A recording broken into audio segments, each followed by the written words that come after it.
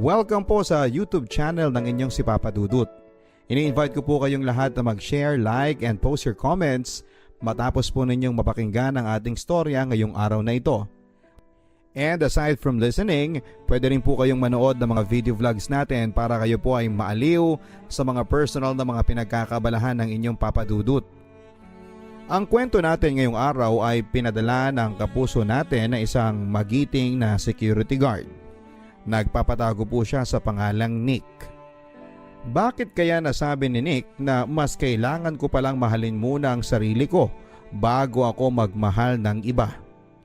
Yan ang ating mapapakinggan exclusive dito po sa aking YouTube channel, dito lamang sa Papa Dudut Stories. Papa Dudut Stories. Dear Papa Dudut, magandang araw po sa inyo Papa Dudut at sa lahat ng mga tagapakinig ninyo. Ako po si Nick, isang security guard sa isang bangko dito sa Maynila. Hindi ko na lang po sasabihin kung saang bangko ako nagtatrabaho at baka may makakilala pa sa akin. Sa kasalukuyan, ako po ay 35 years old na at binata pa rin. Hindi naman po sa pagyayabang, pero marami ang nagsasabi na may itsura daw po ako o sa madaling sabi ay gwapo, matangkad, may katamtamang pangangatawan at maputi din naman. Madami din naman po ang nagpaparamdam sa akin na mga babae. Pero medyo pihikan kasi ako sa mga babae, kaya naman siguro umabot na ako sa edad na 35 ay binata pa rin ako at walang asawa. Lumaki ako sa probinsya, Papa Dudut, sa isang payak at simpleng pamilya. Nag-aaral ako noon ng pagkapulis pero hindi ako nakagraduate dahil namatay ang ama ko at ako na ang tumayong ama sa aming pamilya. Sa kasalukuyang panahon ay pinag-aaral ko ang dalawa ko pang nakakabatang kapatid. Nang lumuwas ako ng Maynila para magtrabaho ay napakadaming babae po ang nagparamdam sa akin. Lalaki ako kaya minsan kahit na hindi ko naman gusto ay pinapatulang ko na rin. Pero kapag nagsawa na ako ay iniiwan ko na.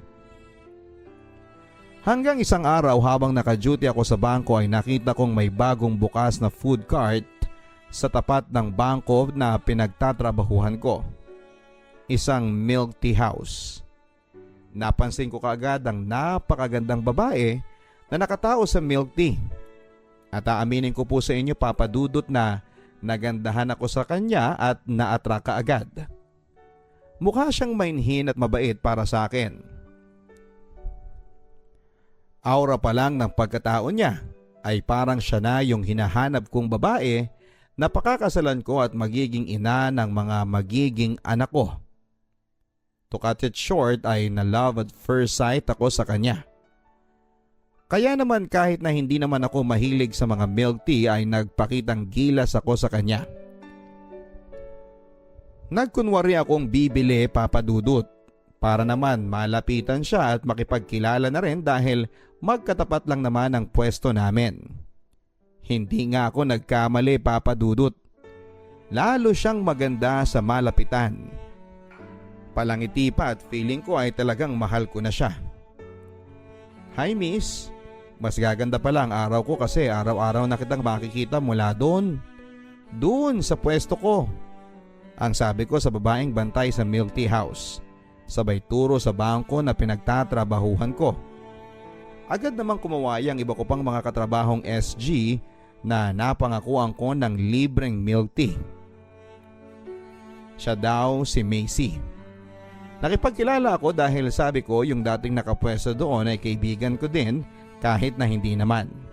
Para lang may dahilan ako na alamin ang pangalan niya at maging kaibigan ko na rin siya. Mula nga noon Papa Dudut ay palagi ko na siyang nilalapitan. Kinakausap at nagsimula na rin ako magtanong sa mga personal niyang buhay. Sana wala pa siyang boyfriend para maligawan ko na siya. Usal ko sa sarili ko. Nalaman ko na sa kanya pala ang inuupahan niyang pwesto ng milk tea. Nalaman ko din na may asawa na pala siya at isang anak. Sobra-sobra ang panghihinayang ko, Papa Dudut. Dahil nga sa na love at first sight ako sa kanya at masasabi ko na mahal ko na nga yata siya. Pero yun nga, imposible nang maging kami dahil taken na siya. Nalungkot ako sa mga nalaman ko, Papa Dudut, pero kahit na ganoon ay hindi yun naging dahilan para ihinto ko na ang pakikipagkaibigan ko sa kanya. Madalas pa rin akong tumatambay sa harapan niya, lalo na kapag out na kami at halos doon ako tumira hanggang magsara siya ng 7 PM ay nandun pa rin ako. Makita ko lang siya at makausap ay masaya na ako. Hanggang minsan ay may ibang tao sa tindahan niya ng milk tea at tinanong ko kung nasaan nga ba si Macy. Pamangkin daw siya ni Macy. May problema lang daw ng konti kaya siya muna ang tumao. Nagsimula ako magtanong-tanong about Macy, Papa Dudut. Nalaman ko na matagal na silang nagkakalabuan ang asawa ni Macy. Madalas na away bati daw ang mag-asawa at madalas din na nagkakahiwalay ang dalawa pero hinahabol pa rin ni Macy ang lalaki. Yun ay alang-alang sa anak nila. Babaero daw kasi ang asawa ni Macy. Naawa nga daw siya sa tita Macy niya dahil nagtsatsaga sa ganong klase ng lalaki. Makaama lang daw kasi ang anak nila kaya pinipilit pa rin na ayusin ni Macy ang pamilya nila. Kahit pa paulit-ulit na ang ginagawang pambababae ng asawa nito. Naawa daw si Macy sa anak nila kung sakaling tuluyang magkahiwalay silang mag-asawa. Dahil dito ay mas lalo akong naawa kay Macy, Papa Dudut. 1 week nang hindi tumao si Macy sa tindahan, kaya naman nang pumasok siya kaagad ay agad ko siyang kinumusta kung okay lang siya.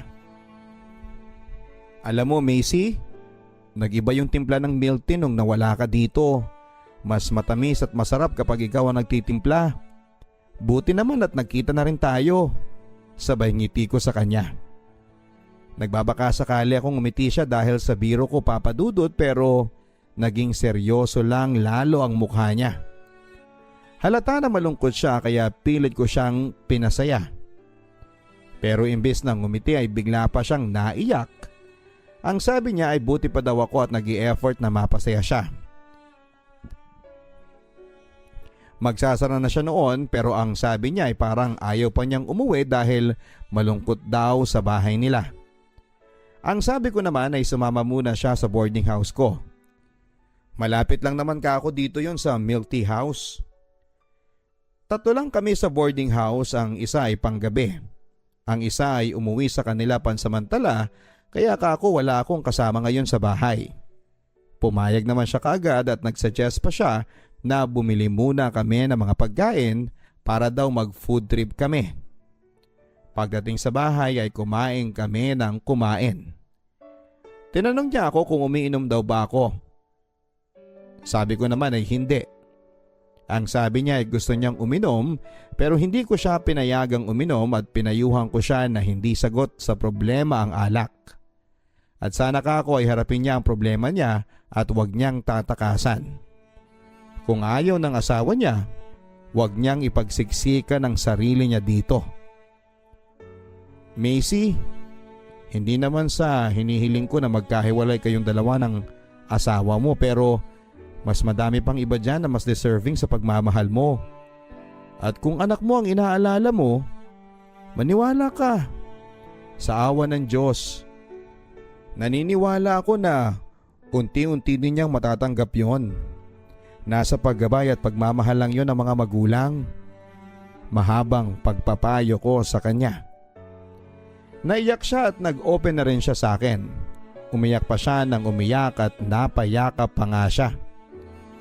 Mahal na mahal ko si Macy, Papa Dudut, kaya sa simpleng pagyakap niya sa akin ay sobrang kuryente na ang dumaloy sa katawan ko na parabang ikakamatay ko agad-agad. Hindi na ako nakapagpigil kaya naman nang kumala siya sa akin, kahit umiiyak pa siya ay hinalikan ko siya sa mga labi niya. Kakaibang kiliti ang naramdaman ko noon, Papa Dudut. Masarap ang lasa ng laway niya. Singtamis ng milk tea na timpla niya. Masarap ding hawakan at halikan ng maputi at makinis niyang balat. Nang gabing yon, Papa Dudut, ay may nangyari sa aming dalawa. Humingi kaagad ako ng sorry pagkatapos noon. Ang sabi ko ay hindi ko intensyon na samantalahin siya, lalo ngayon na may problema siya. Inamin ko na ang lahat sa kanya, Papa Dudut, na love at first sight ako sa kanya, na mahal ko na siya noon pa lamang una ko siyang makita. Ang sabi ko ay bigyan niya ako ng pagkakataon para sana patunayan yon sa kanya at subukan namin para makalimutan niya si Philip, ang asawa niya. Sabi niya ay, oo, susubukan niya sa pamamagitan ko. Pero hindi daw ibig sabihin na sa pagpayag niya ay mahal na rin daw niya ako. Dahil hanggang ngayon ay mahal pa rin niya si Philip, ang asawa niya. Pero kahit na ganoon ay nagkasundo kami na maging kami at sinagot niya ako. Mula noon, Papa Dudut, lahat ng alam kong paraan para maiparamdam sa kanya na mahal ko siya ay ginawa ko na. Nandyang pinapadalhan ko siya ng pagkain sa umaga, tanghalian, merienda, kahit gabi bago siya umuwi ay sinisigurado ko na nakakain na siya. Palagi ko rin siyang pinapasaya sa mga simpleng joke. Nireregaluhan ko siya ng kung ano-ano. Kahit na simple at mura, basta napapasaya ko siya. Binibilhan ko din siya ng mga damit, mga bagay na alam kong hilig niya at mga alahas na silver. Mahal na mahal ko si Macy, Papa Dudut. Sa kanya ko nakita ang isang babaeng pinapangarap ko. Ang babae sa aking pantasya ay nakita ko sa katauhan ni Macy. Yun nga lang ay kasal na ito at may isang anak na. Pero kahit na ganon, Papa Dudut, ay hindi yun nakasagabal para lalo ko siyang mahalin. Naging lihim ang relasyon namin dahil sa sitwasyon niya. Masaya kami sa tuwing magkasama kaming dalawa at kapag may pagkakataon ay lumalayo kami para mamasyal, para walang ibang makakilala sa kanya. Minsan tinatanong ko siya kung natutunan na ba niya akong mahalin, kasi nga mahal na mahal ko na siya. At habang tumatagal ay mas lalo pang lumalalim ang pagmamahal ko sa kanya. Sabi niya ay mahal din daw niya ako. Nagpapasalamat nga daw siya sa akin dahil kahit na gano'n ang sitwasyon niya ay tinanggap ko siya at minahal ko. Napakasaya ko, Papa Dudut, na unti-unti na raw siyang nakakalimot kay Philip dahil sa akin. Sa katunayan ay sobrang proud ako kapag nagde-date kami ni Macy kasi nga napakaganda niya. Isinama ko din si Macy sa probinsya namin at ipinakilala sa aking mga magulang at mga kapatid, mga tiyuhin at tiyahin, mga pinsan at madami nga nagsasabi na pakasalan ko na raw at baka mauntog pa daw si Macy at makawala pa. Natatawa na lang kami syempre. Hindi kasi nila alam ang sitwasyon namin ni Macy. Hanggang sa umabot na kami ng 2 taon na masaya kahit na lihim ang aming relasyon. Lihim pero nairaraos at masaya. Hanggang isang araw, naka-duty ako ay nakita ko ang asawa ni Macy sa tindahan niya. Tinitigan ko silang dalawa. Parang aligaga si Macy at panayang sulyap sa akin. Naiilang siguro siya dahil nandun lang ako at nakatingin sa kanila ng asawa niyang si Philip. At dahil nga sa magkatapat lang ang aming trabaho, bantay namin halos lahat ng kilos namin. Hindi naman nagtagal ang asawa nito at maya-maya pa ay humalik ito sa labi ni Macy at nagpaalam na aalis na. Aaminin ko sa inyo, Papa Dudut, na sobra ako ng lambot noon. Ano kaya ang ibig sabihin ng halik na yon? Nagkabalikan na ba silang dalawa? Ang sama ng tingin ko sa kanya pero hindi niya ako halos matignan. Pagka-out ko sa trabaho, sa sobrang sama ng loob sa kanya ay hindi na ako dumaan sa kanya at umuwi na ako kaagad. Malapit lang din doon ang bahay ko. Inaasahan ko na napupuntahan niya ako sa bahay pagka-out niya ng 7 p.m. Noon ay niyakap niya ako kaagad pagkakita niya sa akin. Umiyak siya at nagpaliwanag.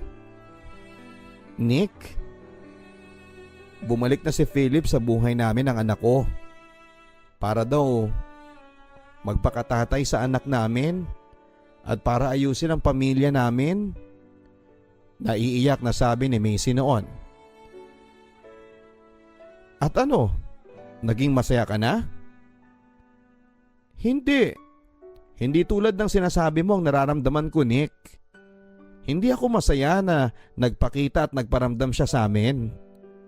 At sinabi ko yun kay Philip pero ano? Ayon pa kay Macy ay lumabas daw ang anak nila at umiiyak sa harapan nilang dalawa. Nakiusap daw ang bata na sana ay tanggapin daw muli ang kanyang ama para mabuong muli ang pamilya nila. Naawa siya sa anak niya kaya napaoo ito. Pero huwag daw ako mag-alala dahil nagkabalikan man sila. Oo, tinanggap niya ang asawa niya sa bahay at sa pamilya nila. Pero hindi naman daw sa puso niya. May mga limitations pa rin daw siya dito. At sa ngayon nga ay sinusuyo siya ng maigi ng asawa niya. Ikaw, Nick, ang mas mahal ko kesa sa asawa ko. Kaya wag mo sanang isipin na niloloko kita. Pakikisamahan ko lang siya dahil sa anak namin. Seryosong sabi ni Macy sa akin matapos nga noon ay niyakap pa niya ako ng mahigpit. Niyakap ko din siya at nangako kaming hindi bibitaw sa aming pagmamahalan. Pero mula noon ay dumalang na ang oras at panahon na nagkakasama kami. Halos araw-araw kasi siyang sinusundo ng asawa niya pagka-out niya sa trabaho. Madalas din siyang sinasamahan nitong tumao sa may tindahan. Sobrang sakit sa akin na makita ko na ang taong mahal ko ay hiram ko lamang. At araw-araw nilang pinamumukha sa akin yon.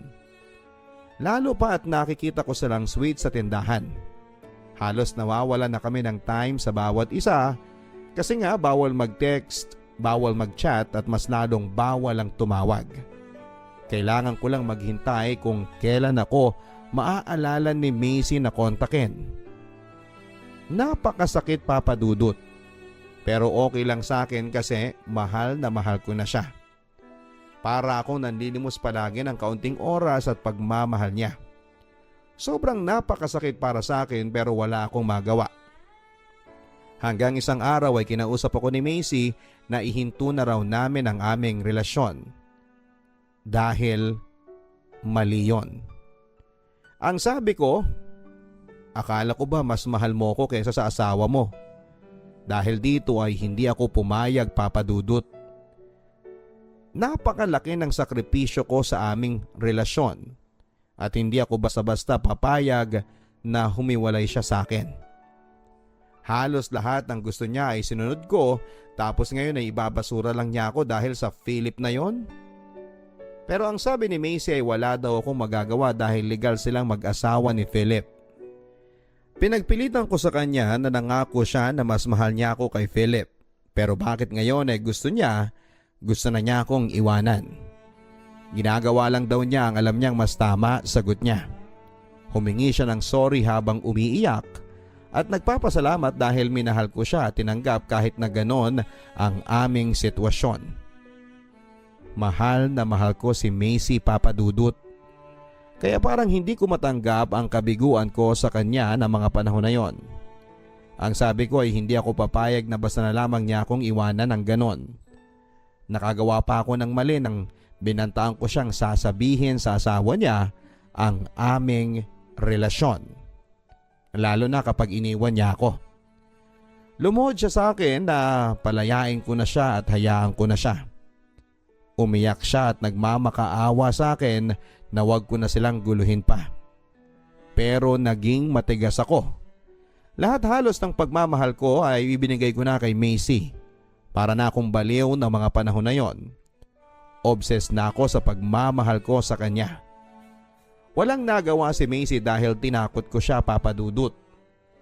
Nang mga panahon na yon ay halos nagdadahilan palagi si Macy sa akin sa tuwing gusto kong magkita kami. May mga pagkakataong pinipilit ko siyang makipagkita sa akin at kapag hindi siya pumapayag ay tinatakot ko siya na ako ang pupunta sa bahay nila. Kaya wala siyang magawa. Hindi ko na rin maramdaman ang dating si Macy. Napakalamig na niya sa akin. Sa tuwing nagtatali kami ay umiiyak na siya pagkatapos namin. Para bang nandidiri na siya sa ginagawa namin. Naawa ko sa kanya, Papa Dudut, pero ayoko mawala siya sa akin ng tuluyan. Hindi ko na alam ang gagawin ko ng mga panahon na yon. Gusto ko nang pakawalan si Macy, ang babaeng pinakamamahal ko, dahil yon ang gusto niya. Pero sa tuwing maiisip ko pa lang na mawawala si Macy sa piling ko, ay mukhang hindi ko yon kakayanin. Kahit na anong lambing at pagmamahal ang ipakita ko kay Macy ay wala na. Nagbago na siya. Pero hinayaan ko lang dahil naiintindihan ko naman siya. Hiniram ko lang siya panandalian. Pero ngayong kailangan ko na siyang ibalik sa totoong may-ari sa kanya, ay hindi ko magawang ibalik siya ng buo, lalo na ng puso ko. Hanggang isang araw ay hindi nag-open ang shop niya. Hanggang naging 3 araw na ay sarado pa rin yon. Kaya naman nagtanong na ako sa katabi nitong tindahan. Ang balita daw nila ay lumipat na daw ito ng pwesto sa mas malayo. Talagang nanlumo ako at lalo akong nalungkot, Papa Dudut. Lahat ng depression at frustrations ko, Papa Dudut, ay dinaan ko na lamang sa pag-iinom. Lango na ako sa alak nang napadaan ako sa nagtitinda ng balot na malapit sa amin. Si Kaamboy. Pinaupo niya ako sa pwesto niya. Ano bang nangyayari sa iyo, bata ka? Hindi ka naman nagiinom dati, Nick eh. Bakit parang bigla-bigla naman yung paglalasing mo? Tanong sa akin ni Kaamboy. Hindi ko na napigilan ang sarili ko na maiyak at mag-open sa kanya.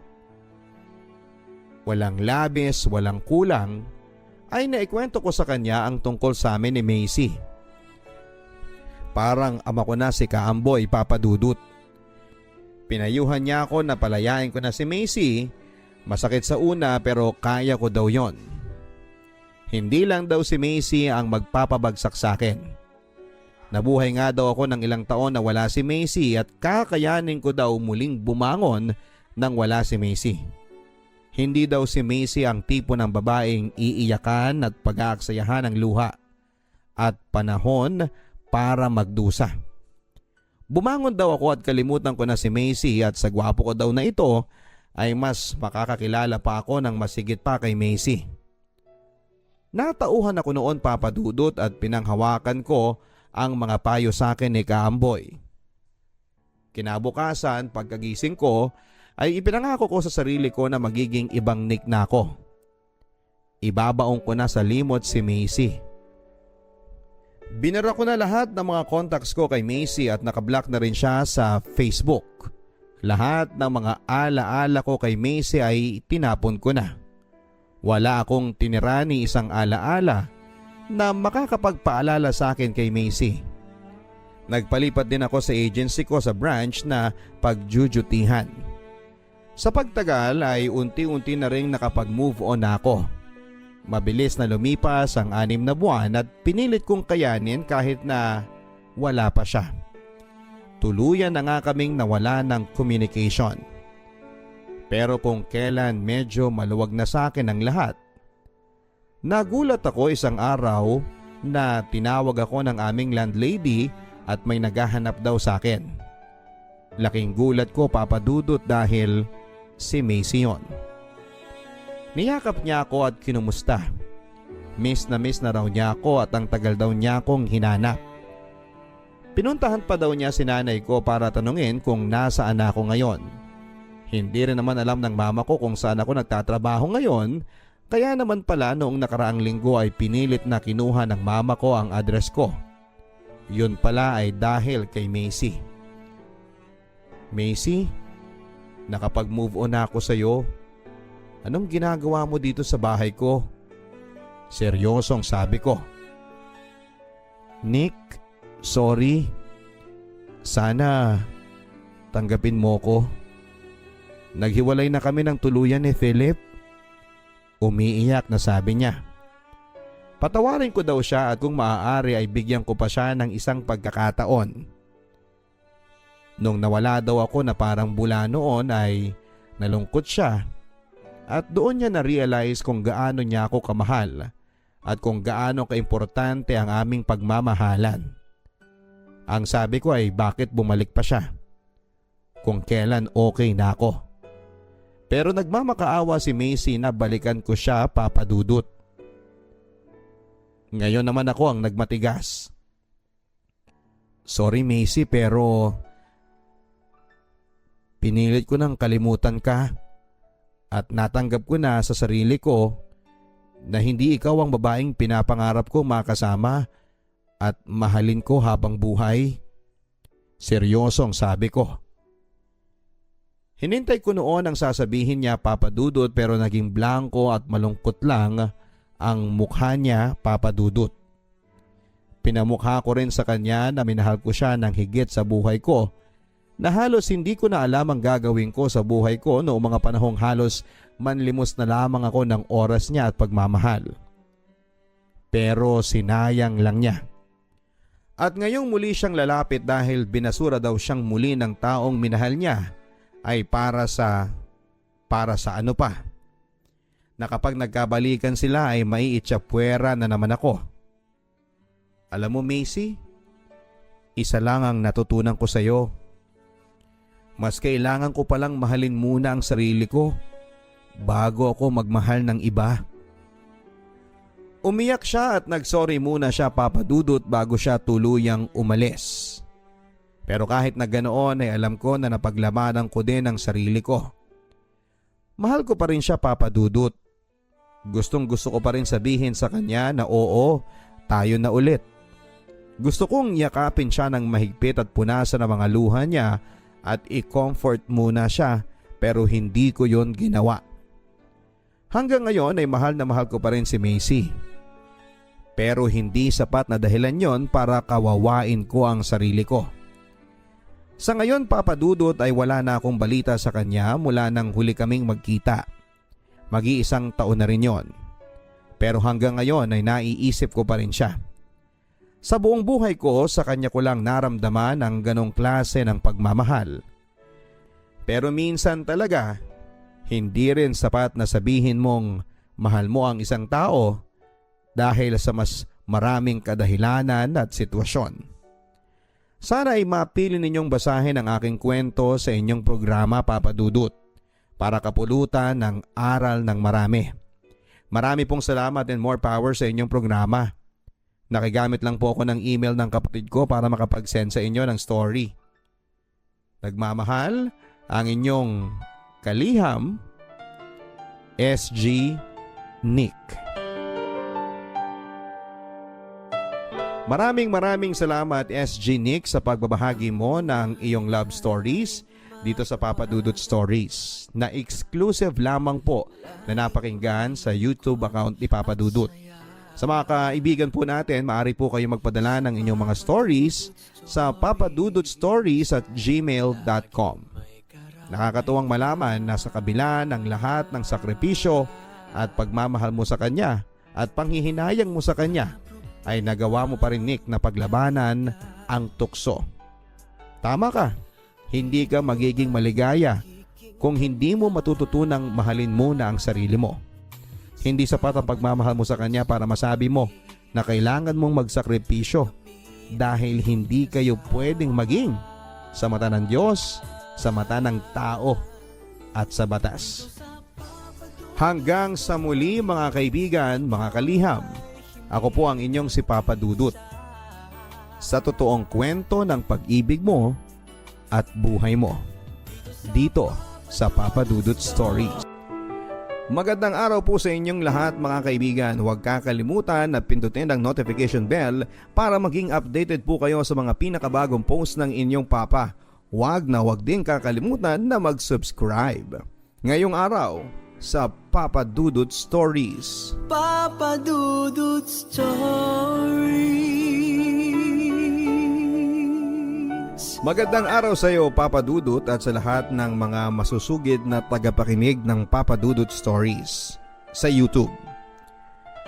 Hayaan niyo pong itago ko ang tunay kong pangalan bilang pag-iingat sa pangalawang pagkakataon na makaladkad at may skandalo.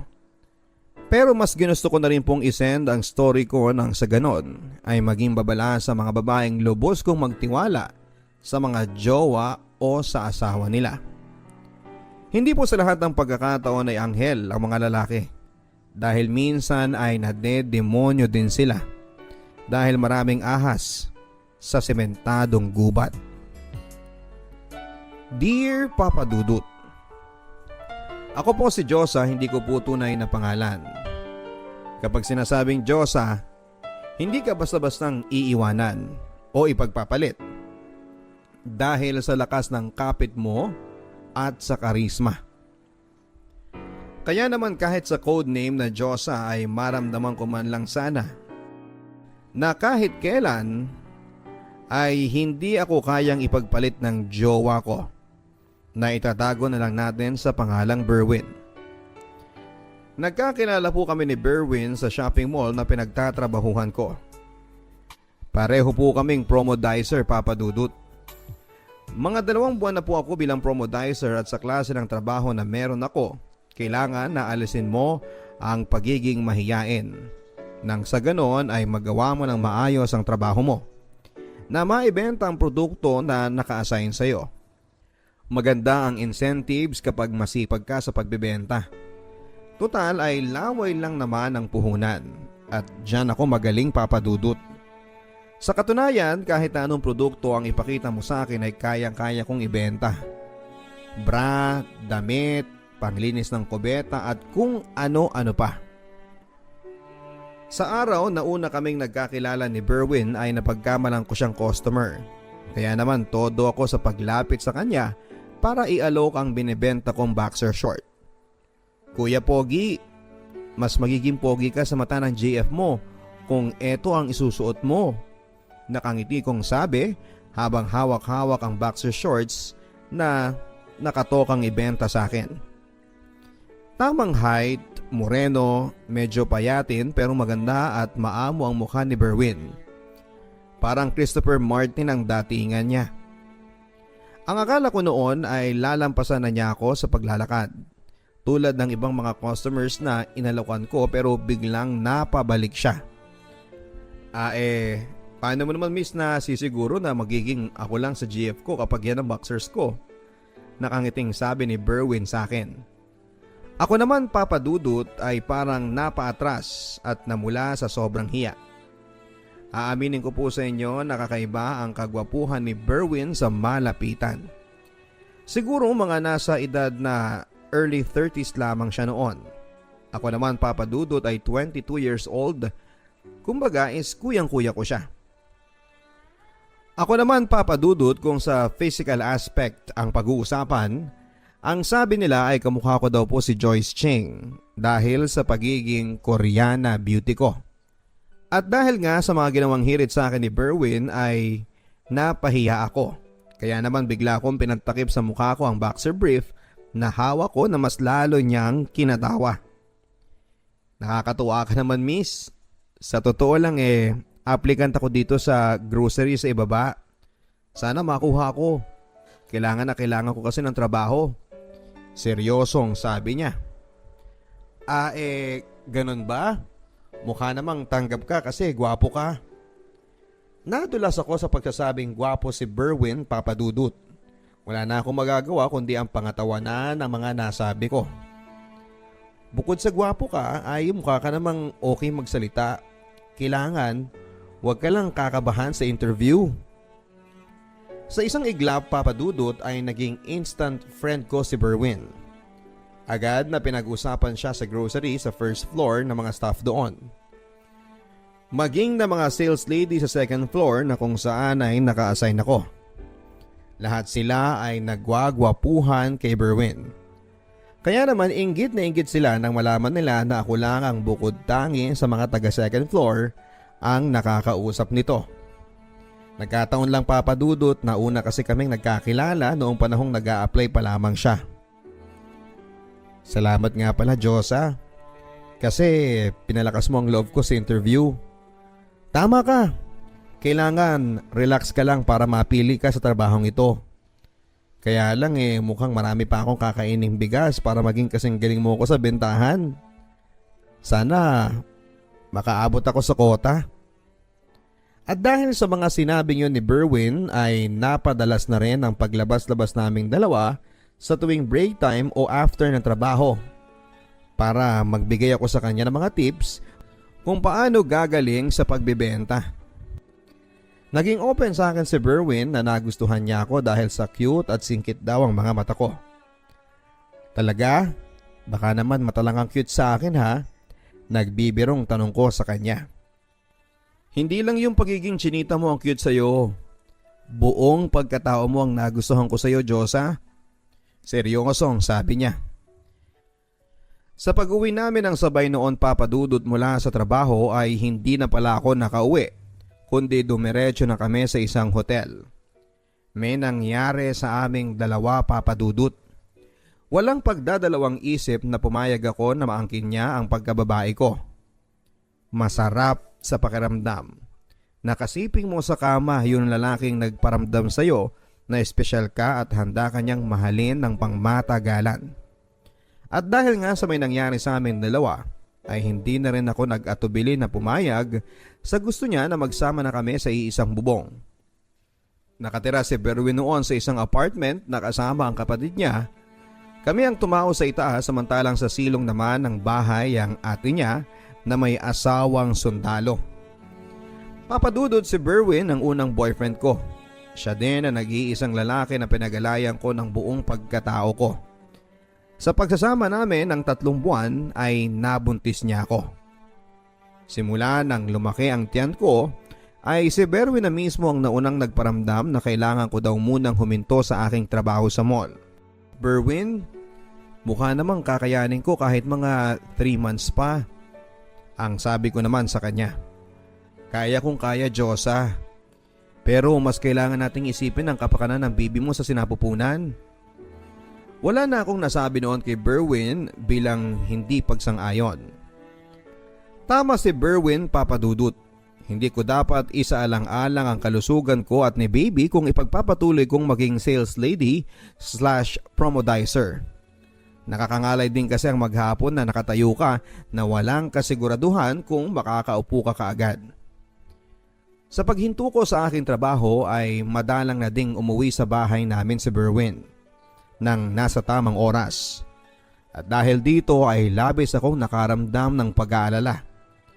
Mukhang hindi ko yata kayang bantayan din ang bawat galaw ni Berwin. Ano kaya ang dahilan ng pagiging kakaiba ng mga galawan nito? Isang araw ay sinubo ko siyang tanungin kung bakit parang nag-iba na siya. Pero imbes na sagutin ako ng maayos ay nagalit siya sa akin. Bakit daw mas inuuna ko pang maging reporter sa pagtatanong kesa kumustahin ko siya kung okay ba siya sa maghapon daw niya na pagtatrabaho. At dahil dito ay hindi ko na muli pang sinubok na magtanong. Natatakot kasi ako, papadudot, na muli niya akong sumbatan na siya lang ang naghahanap buhay sa aming dalawa. Naiiyak na lamang ako, papadudot, dahil po sa mga pangyayari. Hindi ko po kasi akalain na mag-iiba ang pakikitungo sa akin ng taong dapat sana ay aalagaan ako ngayong nagdadalang tao ako ng magiging anak namin. Mabilis na lumipas ang 5 buwan ay nabalitaan ko na lang na aalis na sa silong ang ate ni Berwin. Pansamantalang tutuloy muna si Ate Rosa sa malapit sa isang kampo kung saan ay naka-assign ang asawa niya. At dahil dito ay mababakante na ang silong ng bahay. Pero makalipas lamang ng 2 araw ay may kumatok sa bahay. Lori daw ang pangalan niya at hinahanap sa Ate Rosa at si Berwin. Si Berwin ang kumausap sa kanya. Ayon kay Berwin ay pinsang buo daw nila si Lori. At dito na rin daw siyang magtatrabaho sa Maynila. Wala namang kaso sa akin yon kung titira ang pinsan ni na Berwin dahil kina Ate Rosa naman ito titira pansamantala. Habang papalapit ng araw ng panganganak ko, papadudot, ay pahirap naman ang pahirap ang sitwasyon ko. May kalakihan kasi ang tiyan ko at ayon sa OB ko ay malaki daw ang tsansang ma-CS ako. Wag naman sana dahil hindi namin kakayanin ang gasto sa panganganak. Hanggang dito lang sa lying-in ang budget na meron kami ni Berwin sa panganganak ko. Isang hapon ay nagising na lamang ako mula sa isang malalim na tulog nang naramdaman ko na naghihilab na ang tiyan ko. Ang akala ko noon ay nasa tabi ko lang din si Berwin pero wala siya. Hinanap ng mga mata ko kung saan nga ba nagpunta ang lalaking yon kaya naman nagsisigaw na lamang ako. Mga 5 minuto na yata ako nagsisisigaw noon nang nakita ko na lang si Berwin na nagmamadaling daluhan ako. Ayon kay Berwin ay narinig niya ako mula sa silong ng bahay. Kinakausap daw niya si Lori tungkol sa magiging ambag nito sa renta ng bahay. Dalhin mo na ako sa lying-in. Umiiyak na sabi ko. Sa awa ng Diyos ay nairaos ko ang panganganak, Papa Dudut. Pero dahil na rin sa mga may kalakihan nga ang tiyan ko ay nahirapan akong manganak. Mabuti na lamang at malakas ang fighting spirit ko o pwede ko ring sabihin na takot ako sa laki ng maaaring bayaran namin sakaling ma-CS ako. Si Lori ang isa sa mga umalalay sa akin sa panganganak. Dahil dito ay naging close na kaming dalawa. Pinsang buo pala ni Lori si Berwin sa mother side nila. Yun ay ayon na rin sa kwento niya sa akin. Mabait at maasikaso si Lori, Papa Dudut. Kaya naman kahit na maghapong wala si Berwin para dumiskarte sa pandagdag ng bayad sa mga nagastos namin, mula sa panganganak ko ay hindi ko naman naramdaman na nag-iisa ako. Dahil sinamahan nga ako ni Lori. Sa pagdaan ng mga araw ay hindi ko na madalas makita pa si Berwin. Lalo na sa mga panahong nagre-recover na ako sa bahay at nag-aalaga sa baby namin. Naiintindihan ko naman dahil yon sa trabaho niya. Pero ang inuungot ko, Papa Dudut, ay lagi itong inuumaga ng uwi na para bang wala siyang pakialam sa baby namin. Isang madaling araw habang mahimbing ako sa pagkakatulog ay narinig ko na lamang ang mahinang bulungan sa silong ng bahay. Pero hindi naman talaga yon ang dahilan para magising ako ng tuluyan. May pumasok kasi na liwanag mula sa silong hanggang sa itaas ng kwarto namin na nakapagpasilaw sa akin. Akmang tatayo na sana ako noon para sumilip sa butas ng silong nang biglang mamatay na ang ilaw. Nasanay kasi ako, Papa Dudut, na patay ang ilaw sa kwarto kapag natutulog. Kahit pa nga katabi ko si baby ay tanging maliit na ilaw mula sa lampshade ang nagsisilbing ilaw naming dalawa. Hindi lang po isang beses kundi madalas na nagigising ako sa hating gabi dahil sa ilaw na yon na nagmumula sa silong ng bahay namin. Pero agad din namang namamatay, dahilan para ipagwalang bahala ko na lamang. Pero isang gabi kasagsagan ng tulog ko nang magising ako sa mahinang halinghingan na mula sa silong. Ang ginawa ko, Papa Dudut, ay sinipat ko muna ang butas ng sahig namin para makita kung saan ang gagaling yung halinghing na yon. Mula sa mahinang halinghing hanggang palakas ng palakas. Sa pagsilip ko ay kitang-kita ng dalawang mga mata ko si Berwin na nakapatong sa nakahubad na si Lori. Kita ko din na baka sa pagmumukha ni Lori ang labis na kaligayahan. Halos mawala ako sa ulirat noon. Hindi kasi ako makapaniwala sa mga nakikita ko. Totoo ba ito? Nakatalik ni Lori si Berwin? Sa sobrang inis ko, Papa Dudut, ay binabaan ko sila. Halos may iskandalo at nagising lahat ng mga kapitbahay namin noon dahil sa ginawa kong pagwawala. Dahil sa labis na pagkagulat ay hindi na nga nagawang makapagbihis pa ni Lori, Papa Dudut. Nakakumot lamang ito habang nasa sulok ng higaan. Si Berwin naman ang sumasalo sa lahat ng mga inahagis ko kay Lori. Pinsan pala ha? Yun pala, babae ka nang kinakasama ko. Mga hayop kayo. Isa kang higad. Nagwawalang sabi ko sa kanya. At tulad nga ng sinasabi ko sa inyo kanina, Papa Dudut, ay naiskandalo na kami ng tuluyan. Nagising kasi ang mga kapitbahay namin dahil sa pagwawala ko. Agad nila akong dinaluhan at maging sila ay nagulat sa hubot-hubad pang si Lori at si Berwin. Umabot ang awayan at bangayan naming tatlo sa barangay. Nalaman ko mula sa kanilang pag-iimbestiga na hindi pala pinsan ni Berwin si Lori, kundi kabit niya ito na ibinahay sa silong pa mismo ng bahay namin. Halos pag-usapan kami ng lahat ng mga nasa barangay. Naglakas loob si Berwin kasi na samantalahin ang pagkakataong wala ang ate niya para doon isakatuparan ng plano na gabi-gabing sipingan ng kabit niya. Mga walang hiya, mga walang kahihiyan na ginagawa lang nila ang kalokohan nila sa silong ng bahay namin. Hindi man lang nila naisip na malakas sumiyaw itong si Lori para hindi ko marinig ang ginagawa nilang kalokohan. Sa ngayon po, Papa Dudut, ay hiwalay na kami ni Berwin. Mas pinili ko po na tumira muna sa bahay ng mga magulang ko. Dito ay wala po kaming second floor, wala po kaming silong. Pero mas kampante naman akong natutulog dahil alam kong walang sino man ang makapananakit at manloloko sa akin at sa baby ko. Ang mga huling nalaman ko kay Berwin ay doon pa rin ito nagtatrabaho sa mall na kung saan kami nagkakilala. Kaya naman sinumpa ko na rin muna ang magpunta doon para mamili. Ayaw ko na rin kasing makita ni anino niya at ng kabit niya na ipinakilala niyang pinsan. Wala na rin naging paramdam si Berwin na paramang wala siyang pakialam sa amin na mag-ina niya. Ang masakit lang, sa balitang nakarating sa akin ay doon na sila nagpupugad ng kabit niyang si Lori sa dati naming kwarto sa second floor.